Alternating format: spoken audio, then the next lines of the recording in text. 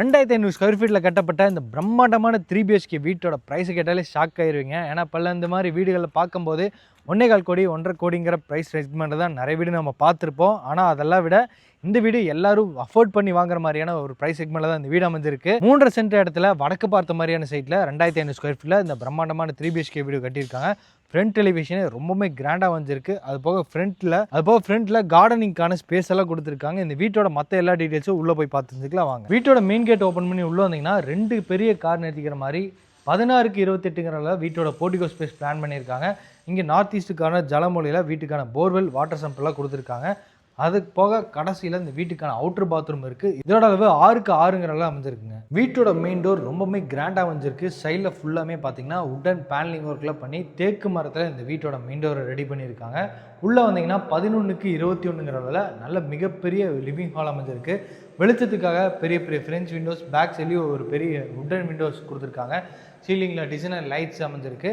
Living ஹால்லே one side கார்னரில் பார்த்தீங்கன்னா 4க்கு 6ங்கிறதுல வடக்கு பார்த்த மாதிரி ஒரு பூஜை ரூமே பிளான் பண்ணியிருக்காங்க. இப்போ நம்ம பார்க்க வந்திருக்கிறது வீட்டோட கிச்சன் கம் டைனிங் ஏரியா. மொத்தமாக 10க்கு 16.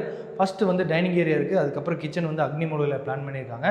இதெல்லாம் போக கிச்சன் கம் டைனிங் ஏரியாவில் ஒன் சைட் கார்னரில் 4க்கு 4ங்கிறதுல ஒரு ஸ்டோர் ரூமே இருக்குங்க. இது கிரவுண்ட் ஃப்ளோரில் அமைஞ்சிருக்கக்கூடிய வீட்டோட first master bedroom. South west கார்னரில் கன்னி மூலையில் பிளான் பண்ணியிருக்காங்க. கிராஸ் வென்டிலேஷனுக்காக 2 விண்டோஸ் கொடுத்துருக்காங்க. வால் ஷெல்ஃப் இருக்குது, ஆர்சிசி லேப்ட் இருக்குது. இதுக்கான அட்டாச்டு பாத்ரூம் 7க்கு 4ங்கிறதால பிளான் பண்ணியிருக்காங்க. கிரவுண்ட் ஃப்ளோர் லிவிங் ஹால்லேருந்து ஸ்டெப்ஸ் ஏறி ஃபர்ஸ்ட் ஃப்ளோர் வந்தீங்கனாலும் இங்கேயும் 16க்கு 21ங்கிறதால நல்ல பிரம்மாண்டமான லிவிங் ஹால் இருக்குது. இது வீட்டோட ஃபர்ஸ்ட் ஃப்ளோரில் அமைஞ்சிருக்கக்கூடிய செகண்ட் மாஸ்டர் பெட்ரூம். இங்கேயும் கிராஸ் வென்டிலேஷனுக்காக 2 விண்டோஸ் கொடுத்துருக்காங்க. வால் ஷெல்ஃப் பண்ணியிருக்காங்க. ஆர்சிசி லேப்ட் பிளான் பண்ணியிருக்காங்க.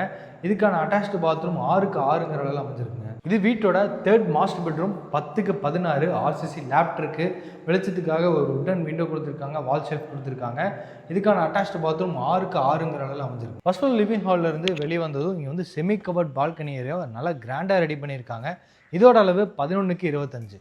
இந்த மெட்டல் ஸ்டெப் ஏறி மேலே வந்துட்டோம்னா டெரஸுங்க. 1000 லிட்டர்ஸில் சின்டெக்ஸ் மாட்டியிருக்காங்க. இந்த மாதிரி பஸ் போகிற மெயின் ரோடு பக்கத்தில் 4 அடி எடுத்து வச்சாலே வந்துடலாம் இந்த வீட்டுக்கு. அந்த மாதிரி மெயின் லொக்கேஷனில் தான் இந்த வீடு அமைஞ்சிருக்கு. காரமடையில் ஏரியாவில் இந்த வீடு கட்டி சேலுக்காக ரெடியாக இருக்குது. இந்த வீட்டை லேண்ட் ப்ளஸ் பில்டிங்கோட சேர்த்து இன்டீரியருக்கும் பண்ணி கொடுத்துட்றேன்னு சொல்லியிருக்காங்க. இந்த பட்ஜெட்குள்ளேயே 95 lakhs சொல்லியிருக்காங்க. நெகோஷியபிள் ப்ரைஸ் தான். இந்த வீட்டை பற்றி மற்ற எல்லா டீட்டெயிலும் கேட்டு தெரிஞ்சுக்கிறதுக்கு டிஸ்கிரிப்ஷனில் நம்ம டீமோட நம்பர் கொடுத்துருப்போம். அந்த நம்பருக்கு கான்டாக்ட் பண்ணிவிட்டு இந்த வீட்டை வந்து விசிட் பண்ணுங்கள்.